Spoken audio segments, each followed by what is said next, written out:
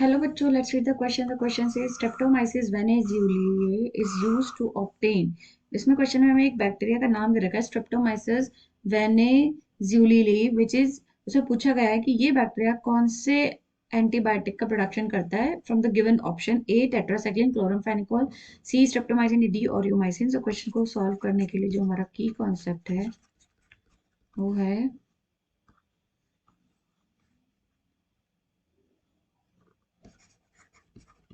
Antibiotic production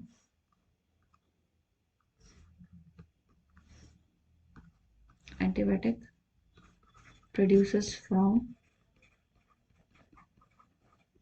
bacteria और fungi.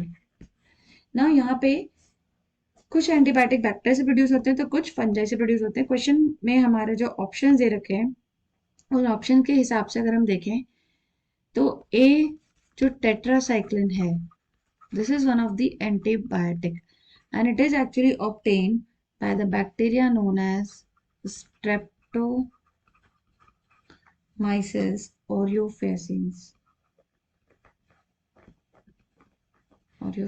Streptomyces aureofaciens. So A tetracycline is not the correct answer. यही Streptomyces aureofaciens का एक और strain से हमारा जो डी ऑप्शन है that is aureomycin. ये aureomycin is also obtained from strain of the same Streptomyces aureofaciens. मतलब one of the strain है इसका Streptomyces aureofaciens का, उससे aureomycin एंटीबायोटिक का प्रोडक्शन होता है. सी पे हम जाएं तो streptomycin. So streptomycin is actually produced by another bacteria known as Streptomyces gracilis. Streptomyces gracilis.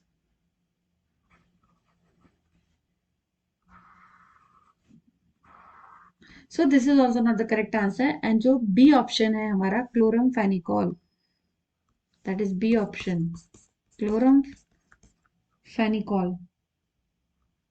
That is chloramphenicol.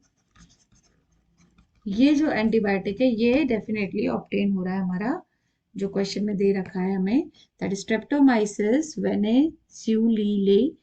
Streptomyces वेने that is zulilae.